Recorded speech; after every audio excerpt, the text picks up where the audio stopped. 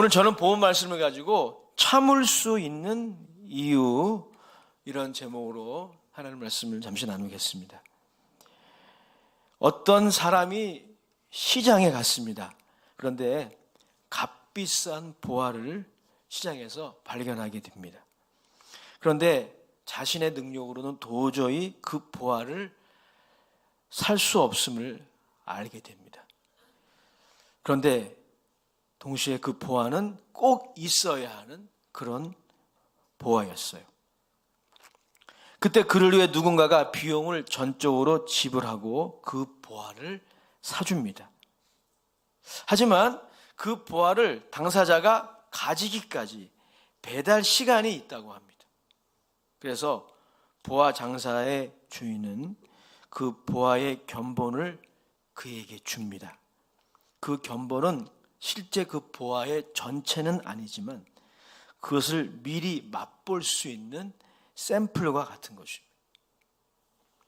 당사자가 해야 할 것은 이 샘플을 보면서 장차 자신에게 도착할 완제품 보화가 올 것을 기대하며 기다려야 합니다. 사실 이 이야기는 제가 좀 만들어낸 이야기예요. 이 이야기의 핵심은 소망의 본질에 대한 것입니다. 소망. 헬라어로는 엘피스라고 하고 영어로는 호프라고 하는데 이 소망이 무엇인가에 관한 그러한 이야기라고 할 수 있습니다.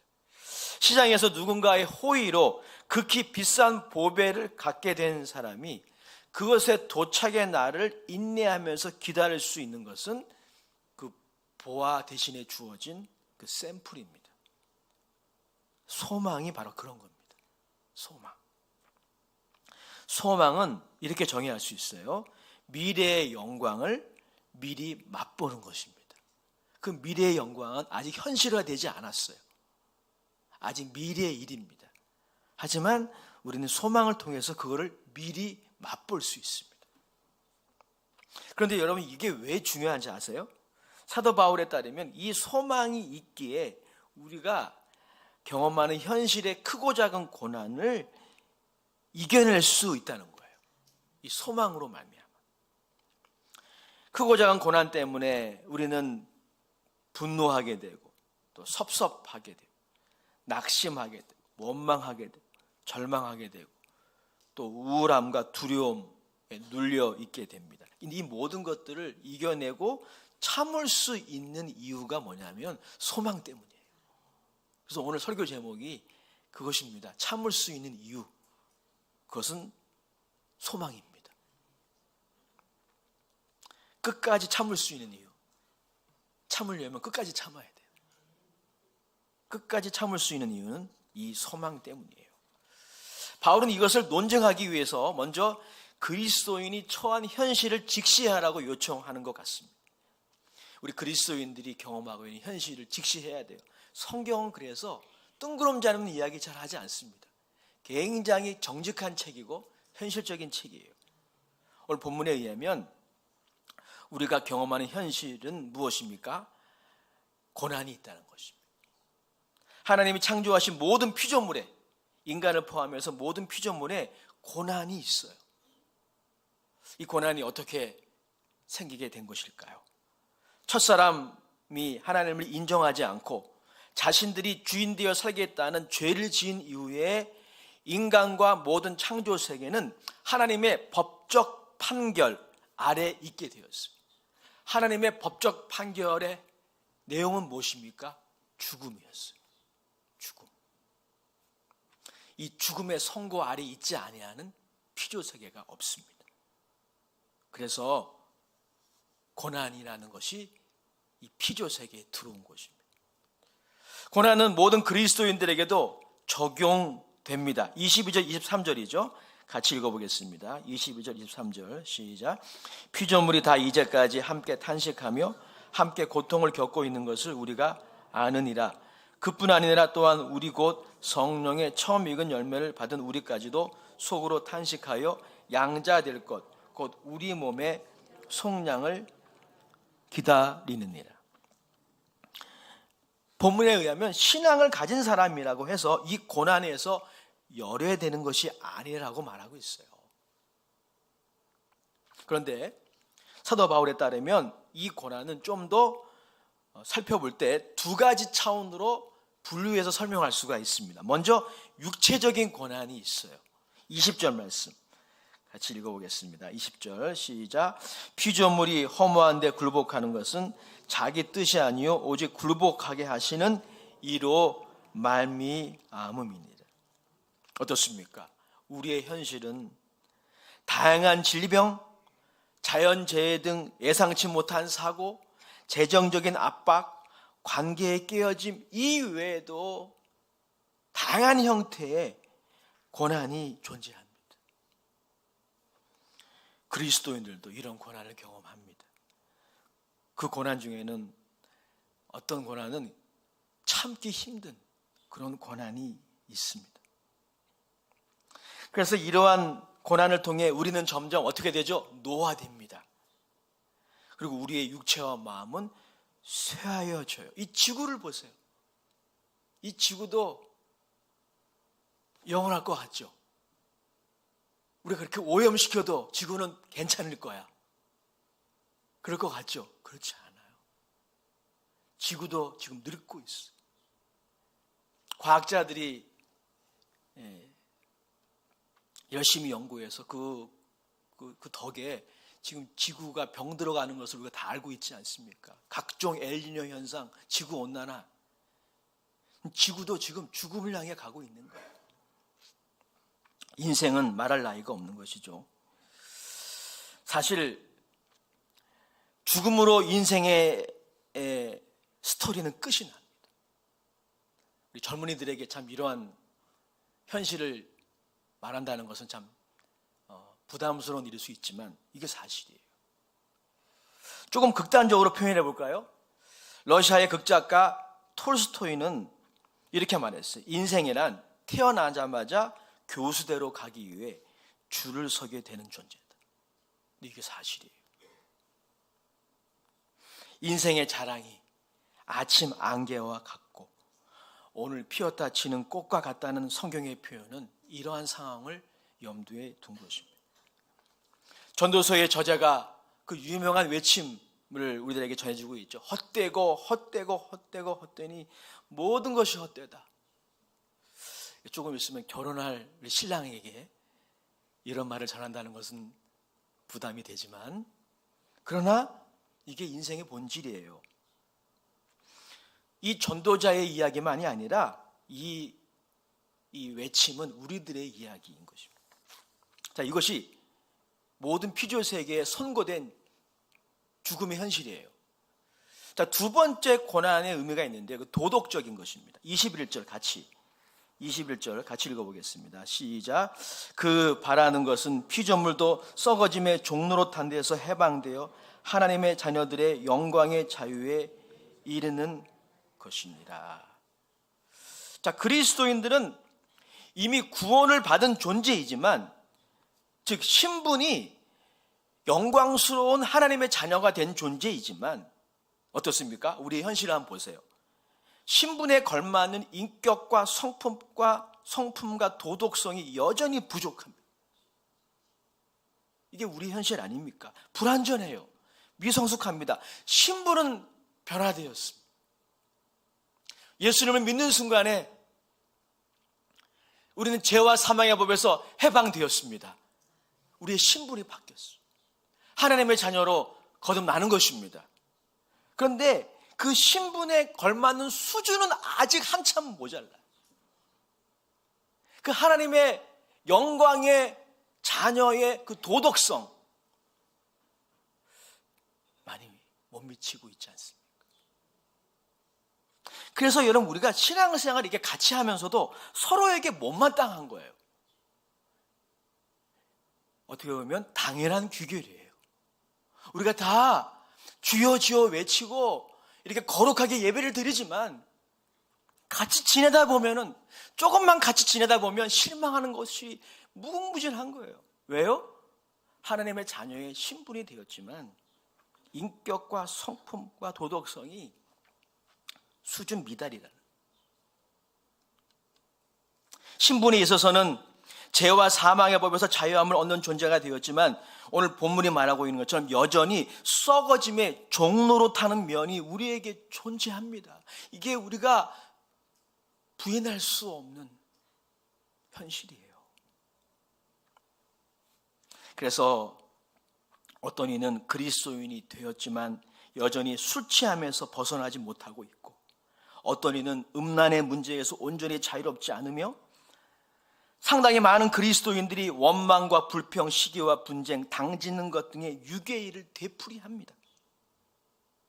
우리 모두는 시행착오를 겪으면서도 또다시 사단에게 속아서 그 일들을 종로로 타듯 되풀이합니다. 썩어짐의 종로로 타고 있는 거예요. 이게 우리의 안타까운 현실이에요. 그래서 하나님은 우리들을 변화시켜서 그 신분에 맞는 수준으로 끌어올리기 위해서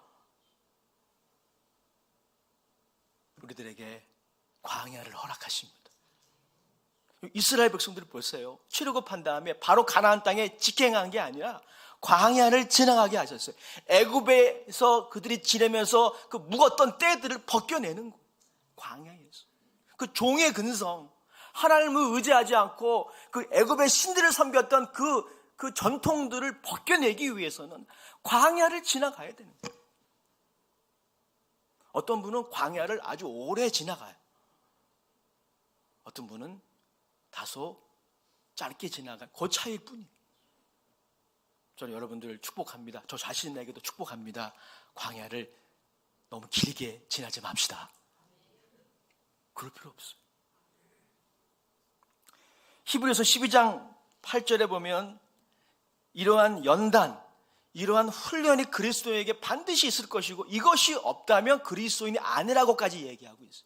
징계가 없으면, 징계라는 단어가 좀 어감이 안 좋은데 언어에 좀 더 충실하게 번역하면 훈련이 맞아요. 훈련, 연단, 이게 맞아요. 훈련과 연단이 없으면 사생아라고 말하고 있어요. 사랑하는 성도님들, 이것이 우리의 현실입니다. 그러면 이러한 고난의 상황에서 그리스도인들은 무엇을 해야 되는 것일까요? 오늘 그 부분을 같이 좀 더 나누기 원합니다. 무엇을 해야 하겠습니까? 참고 기다려야 돼요. 참고 기다리는 인내가 필요합니다. 23절, 25절입니다. 23절 같이 읽어보겠습니다. 시작. 그뿐 아니라 또한 우리 곧 성령의 처음 익은 열매를 받은 우리까지도 속으로 탄식하여 양자될 것 곧 우리 몸의 속량을 기다리느니라. 25절. 만일 우리가 보지 못하는 것을 바라면 참음으로 기다릴지니라.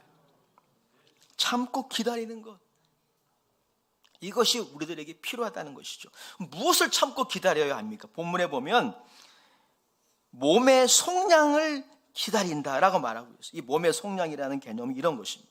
인간을 포함하여 모든 피조 세계가 죽음과 악에서 온전히 해방되고 그 본연의 사명, 즉 하나님의 영광을 드러내는 역할을 온전히 하는 날, 그 날이 몸의 속량이에요. 그 날을 기다려야 합니다. 그 날이 시작되었지만, 그 날은 시작되었어요.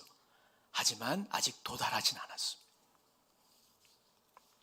몸의 속량이 이루어지는 때가 되면 우리의 몸이, 우리의 귀가, 우리의 혀가, 우리의 두 손이, 우리의 두 눈이 죄를 짓는데, 남에게 해를 끼치는데 사용되는 것이 아니라 그 본연의 사명, 하나님의 영광을 드러내고 이웃을 축복하는 일에 온전히 쓰임받을 것입니다. 그때에는 그 어떠한 질병이나 괴리 현상도 없을 것입니다. 왜냐하면 죽음이 불못에 던질 것이기 때문이에요. 아담의 범죄로 말미암아 선고된 이 죽음 자체가 영원히 불못에 던져질 것입니다. 요한계시록에 그렇게 말씀하고 있어요. 이러하기에 우리는 우리로 하여금 예수 그리스도라는 보화를 온전히 기쁘게 여기지 못하게 했던 모든 올무로부터 자유하게 될 것입니다. 우리들의 모든 미성숙함과 불완전함이 더 이상 존재하지 않을 것입니다. 그런데 여러분 꼭 기억하십시오. 정말 꼭 기억하십시오. 그날이 오기까지 시간이 걸립니다. 시간이 걸린다는 이 진리, 여러분들이 유념하셔야 돼요. 예수 그리스도를 통해 성취된 위대한 일이 피조 세계에서 완전히 현실화되는 것은 지루하고 고단하며 긴 과정이 요구됩니다. 예수님이 십자가에서 다 이뤘다고 하셨을 때 우리의 구원을 주님이 성취하셨어요. 누구든지 이 예수를 믿는 자마다 이 피조 세계에 살아가고 있지만 죄와 사망의 법에서 해방되는 것입니다. 그런데 예수님이 십자가에서 성취하신 그 위대한 일이 이 피조 세계, 저와 여러분들의 인생 가운데 현실화되는 것은 시간이 필요해요. 지금 그것이 진행 중이에요. 그 과정은 지루할 수 있어요. 그리고 고단한 여정일 수 있고 긴 과정일 수 있습니다. 좀 전에 말씀드린 것처럼 이스라엘 백성들이 출애굽하여 광야를 지난 것처럼 말입니다. 많은 그리스도인들이 이 부분에 대해서 착각을 해요. 설교자 박영성 목사가 정확히 이 부분을 진단하셨습니다. 그의 책 믿음의 본질에서 그는 이렇게 믿음을 정의했어요. 믿음이란 2차원 평면이 세로의 길이를 갖게 되면, 즉 시간이라는 길이를 갖게 되면 부피가 커지는 것과 같습니다. 이렇게 정의했어요. 참 이게 흥미로운 정의죠. 2차원은 평면이거든요. 근데 공간은 3차원입니다. 2차원이 3차원이 되기 위해서는 길이가 있어야 돼요. 그죠? 이렇게 올라가야 돼요. 이게 뭐냐? 바로 시간이라는 범주예요. 시간. 하나님이 여러분들에게 믿음을 주셨는데 그 믿음이 성장하여 하나님의 자녀의 영광의 모습을 보여주기까지 시간이 필요해요. 시간. 그러나 많은 그리스도인들이 믿음을 어떻게 이해합니까? 믿음 성장을 어떻게 이해하죠? 세상적인 어떤 노력이나 과정 없이 초월을 통해 획기적이고 즉각적으로 완벽하게 단번에 신비한 통로로 이루어진다고 생각해요. 그렇지 않아요, 여러분. 믿음 성장, 노력이 필요합니다. 공을 들여야 돼요. 기도해야 됩니다. 성경 읽어야 돼요. 단번에 그냥 어느 날 갑자기 짠! 되는 게 아니에요. 물론 여러분들이 예수를 믿게 된 것은 그런 사건이 있었어요. 단번에 마음으로 믿어 예수를 믿고 입으로 신하여 구원받은 것입니다. 그러나 여러분의 믿음이 성장하여 여러분들이 받은 그 구원이라는 그 보화가 여러분들에게 완전히 도달할 때까지는 여러분들에게 과정이 필요합니다. 시간이 필요해요. 그래서 기다려야 돼요. 참고 인내해야 합니다. 우리가 고난의 현실 속에서 못마땅해하고 때로는 화가 나고 섭섭하며 고통당할 때 그리스도인들은 무엇을 해야 합니까? 인내하는 시간을 가져야 돼요. 할렐루야. 두 분이 사이에 인사합시다. 인내하는 시간을 가집시다. 기다려야 합니다. 저는 단호하게 자신 있게 정의합니다. 믿음은 기다리는 거예요. 믿음은 기다리는 겁니다. 참고 기다려야 합니다. 그러나 오해하지 마십시오. 이 말은 그저 수동적으로 아무것도 하지 않고 일도 하지 않고 노력도 하지 않고 기도도 하지 않고 기다리는 말이 아닙니다. 시편 13편의 시인의 부르짖음처럼 때로는 몸부림쳐야 돼요. 여러분, 견딘다는 게, 참는다는 게 쉽지 않거든요. 때로는 미래가 보이지 않아요. 그 과정이 지루하기 때문에 답답해요. 그때 어떻게 해야 됩니까? 주님 보좌 앞에 나와 때로는 몸부림쳐야 돼요. 시편 13편의 시인이 이렇게 부르짖습니다. 여호와여, 어느 때까지입니까? 어느 때까지 영영이 나를 잊으셨습니까?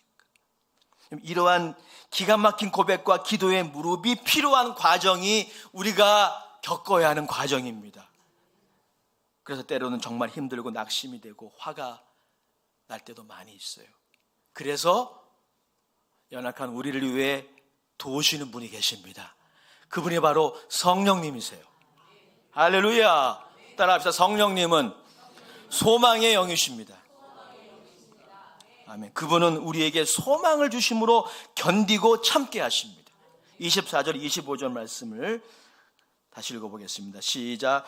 우리가 소망으로 구원을 얻었음에 보이는 소망이 소망이 아니니 보는 것을 누가 바라리요?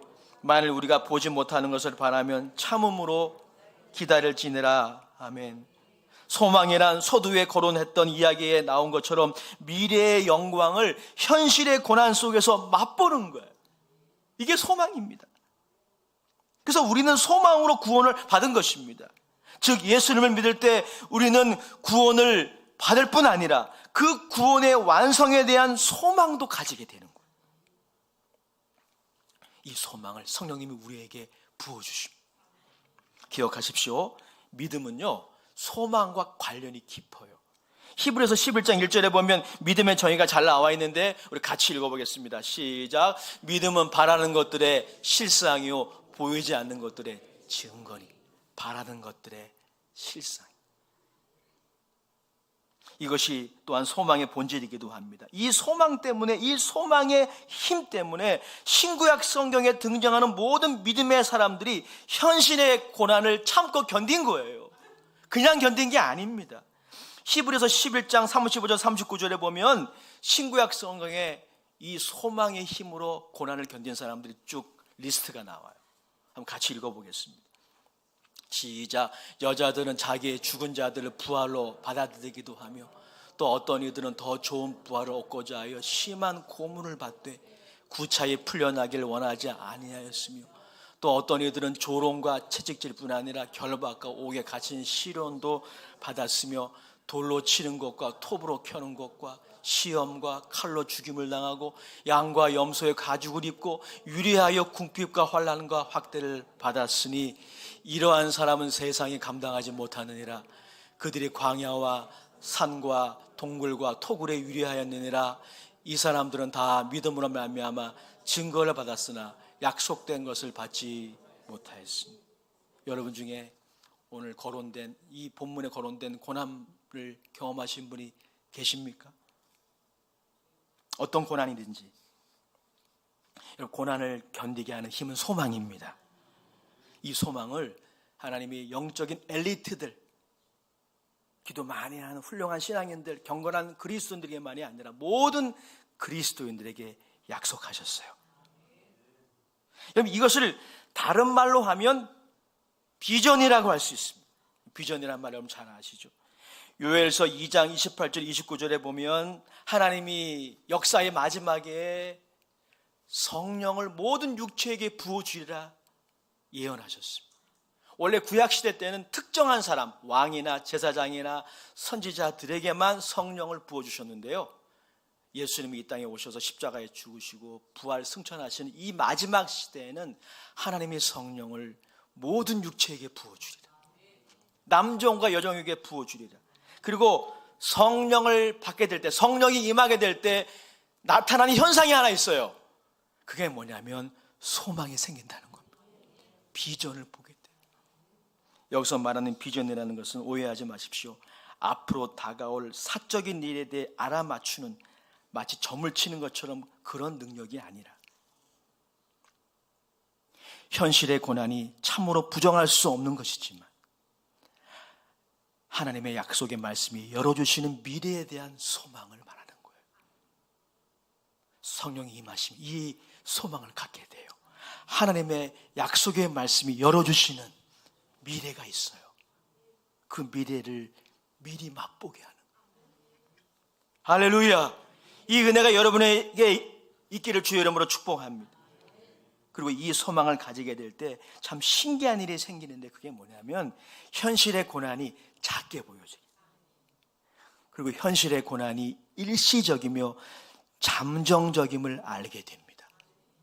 근데 이 소망이 안 보이면, 비전이 안 보이면 현실에 내가 경험하는 고난이 왜 나만 겪는 고난이냐고 그렇게 생각하게 돼요. 그렇게 생각하게 돼요. 내가 제일 큰 고난을 받는 것 같고 내가 특별히 더 많은 고난을 받는 것처럼 그렇게 생각이 돼. 내가 경험하는 고난의 현실이 영원할 것 같아요. 끝이 없을 것 같아요. 소망의 부재가 가져오는 결과예요. 어제 포천시 기독교 연합회 35회 정기 총회가 있었습니다. 1년간의 대표회장의 임기를 마무리하는 시간이었어요. 어제 정기총회에 참석을 하는데 1년 전 우리 교회에서 제34회 정기총회가 기억이 났어요. 그때 제가 이 자리에 앉아 있었는데 임기를 마치는 권혁주 직전 회장님이 얼마나 부러웠는지, 얼마나 좋을까. 임기를 마치고 저렇게 인사하는 모습이 참 부러웠는데 제가 그 자리에 앉아 있더라고요. 성도 여러분의 기도와 지원이 없었다면 쉽지 않았을 것입니다. 너무나 감사드립니다. 제가 정기총회에 참석하면서 깨달은 게 있습니다. 아, 그렇구나. 결국 다 지나간다. 아멘. 예, 그래요. 결국 다 지나갑니다. 이 세상의 형적은 다 지나갑니다. 하박국 선지자가 있죠. 그는 남유다 말기의 영적 암흑기와 바벨론의 침공으로 땅이 황폐하게 되는 상황에서도 담대하게 아주 유명한 찬양을 남겼어요. 제가 즐겨 인용하기 때문에 여러분 다 아실 거예요. 무화과나무에 열매가 없고 포도나무에 소출이 없고 외양간에 소가 없어요. 하지만 하나님으로 인하여 기뻐하겠습니다. 놀라운 찬양을 남겼는데 그 비결이 뭔지 아세요? 그게 그냥 된 게 아니에요. 비전 때문에 된 거예요. 사실 하박국 선지자는 하나님께 불평하며 기도했던 선지자 중에 한 사람입니다. 그 하나님께, 하나님 어느 때까지입니까? 하나님이 이렇게 의로우신 분인데 왜 이 땅에는 하나님의 의가 실현되지 않습니다. 왜 그렇습니까? 언제까지입니까? 그렇게 하나님 앞에 호소했던 선지자가 하박국 선지자였죠. 하나님이 그에게 주신 응답이 비전이었어요. 하박국서 3장 3절이 바로 그 비전입니다. 같이 읽어보겠습니다. 시작. 하나님이 대만에서부터 오시며 거룩한 자가 바란산에서부터 오시는도다. 그의 영광이 하늘을 덮었고 그의 찬송이 세계에 가득하도다. 아멘. 현실은 그렇지 않아요. 하박국이 지금 보고 있는 현실은 그렇지 않아요. 하지만 하박국 선지자는 성령이 주시는 비전을 보았습니다. 소망을 품었어요. 이사야 선지자는 어떠한가요? 메시아의 강림을 예언했던 이사야 선지자도 이와 비슷하게 비전을 선포합니다. 이사야서 11장 9절에 보면 이사야는 이 비전을 선포하고 있어요. 같이 읽어보겠습니다. 시작. 내 거룩한 산 모든 곳에서 헤됨도 없고 사함도 없을 것이니 이는 물이 바다를 덮음같이 여호와를 아는 지식이 세상에 충만할 것입니다. 아멘. 현실은 그렇지 않아요. 이사야가 경험하는 현실은 그렇지 않아요. 하지만 그가 보았던 비전은 그렇습니다. 저는 이런 하박국 선지자의 비전과 이사야 선지자의 비전을 근거로 해서 나름대로 비전 스테이트먼트, 비전 선언을 만들어 봤어요. 여러분들 동의하신다면 아멘 해주시면 감사하겠습니다. 물이 바다 높음같이 우리 교회의 주일 예배와 주중 예배에 하나님을 신령과 진정으로 예배하는 이들로 가득 찰 것입니다. 우리의 가족들과 가문의 구성원들이 다 예수님을 믿고 하나님을 인정하는 것으로 가득 찰 것입니다. 불교권, 무슬림권, 힌두교권, 공산권에 물이 바다 덮음같이 여호와의 영광을 인정하는 것이 가득 찰 것입니다. 북한 땅에 여호와의 영광을 인정하는 것이 가득 찰 것입니다. 이 한반도가 여호와를 인정하는 것으로 가득 찰 것입니다. 우리 다음 세대가 여호와를 인정하는 것으로 가득 찰 것입니다. 아멘. 성령님은 바로 이 비전을 보게 하시는 분이에요. 그래서 오늘 본문 23절에 보면 사도 바울은 소망을 성령의 처음 익은 열매라고 그렇게 말하고 있습니다. 23절 다시 한번 읽어보겠습니다. 시작. 그뿐 아니라 또한 우리 곧 성령의 처음 익은 열매를 받은 우리까지도 속으로 탄식하여 양자될 것 곧 우리 몸의 속량을 기다리느니라. 설교자 존 파이퍼의 말을 빌리자면 성령님은 어떤 분이냐면 구원의 첫 열매이시고 보증이고 계약금이십니다. 즉 신자에게 임한 성령님은 아직 이루어지지 않았지만 곧 이루어질 영광스러운 미래에 대한 소망을 주십니다. 산 소망을. 아직 이루어지지 않았지만 곧 이루어질 거예요. 그 미래에 대한 소망을 주십니다. 존 파이퍼는 복음과 하나님의 사랑에서 이렇게 말합니다. 성령님은 소망의 영이십니다. 우리는 인내가 성령의 열매임을 압니다. 성령의 역사는 고난 중에도 계속 소망하도록 영감을 주십니다. 고난 중에도 소망을 품도록 영감을. 사랑하는 여러분, 시장에서 가장 귀한 보화를 발견했지만, 자신의 인생에 절대적으로 필요한 보배를 발견했지만 그것을 살 능력이 없을 때 그 보화를 사준 분이 누구입니까? 바로 예수 그리스도이십니다. 그가 고난당하시고 피 흘리시고 죽으심으로 구원이라는 보화를 사주셨습니다. 그리고 그 완전한 보화가 집에 도착하기 전 견본으로 받게 되는 샘플이 바로 소망입니다. 우리는 소망을 통해 그 구원을 미리 맛봅니다. 우리는 이 소망으로 기다릴 수 있습니다. 이렇게 소망 가운데 기다림으로 우리는 점점 우리의 신분에 걸맞는 수준까지 성장하게 되는 것입니다. 팀 켈러의 당신을 위한 로마서에 나온 글로 설교를 마무리하겠습니다. 들어보시기 바랍니다. 참 이 말이 제 마음에 울림이 되었습니다. 감동이 되었습니다. 최고의 날은 아직 오지 않았다. 그 날은 우리 앞에 있고 우리들의 모든 고통은 뒤로 남겨질 것이다. 고난이 진행할 것을 알기에 지금의 삶이 끝이 아님을 알기에 우리는 간절히 오래 참으며 기다린다. 너무 감동이 되는 말이었어요. 한번 그런 의미에서 외쳐볼까요? 최고의 날은 아직 오지 않았다. 저와 여러분들에게 우리 교회에, 우리 대한민국의 이 포천시의 최고의 날은 아직 오지 않았습니다. 2028년도에 전철 생긴대요. 20년 기다렸는데 되겠죠. 송우 2지구도 개발된답니다. 제가 지난번 성탄 콘서트 때 송우교회 당회장실에서 시장님하고 독대를 했어요. 한 10분간 얘기했습니다. 시장님이 얘기하셨어요. 제가 참 존경하고 저 영적 스승이신 조영기 목사님의 외침이 기억이 났어요. 그분이 설교하실 때마다 이 설교를 꼭 하셨어요. 마치 경구처럼 하셨어요. 그리고 이 말씀이 수많은 인생들에게 힘과 소망이 되었습니다. 제가 조 목사님의 버전으로 읽어드릴게요. 그리스도인들은 오늘보다 내일이, 이번 주보다 다음 주가, 이번 달보다 다음 달이, 올해보다 내년이 더 나아질 것을 기대해야 합니다.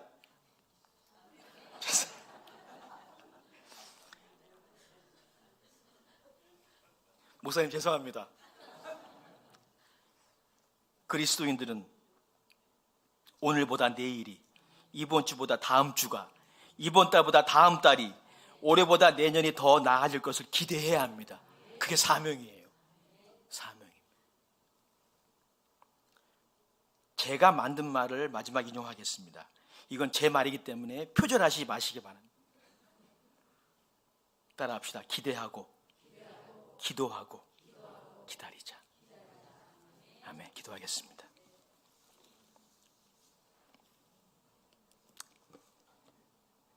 사랑의 주님, 오늘 고개 숙여 기도하는 모두에게 이 소망을 주시옵소서. 성령을 통하여 이 소망이 우리 안에 풍성해지게 하시고 이 소망 때문에 참고 견디게 하옵소서. 서로에게 대해서도, 우리 하나님께 대해서만이 아니라 서로에게 대해서도 오래 참을 수 있는, 기다릴 수 있는 믿음의 종들이 다 되게 하여 주시옵소서. 예수님의 이름으로 축복하며 기도드립니다. 아멘. 우리 말씀을 생각하며 찬송가 540장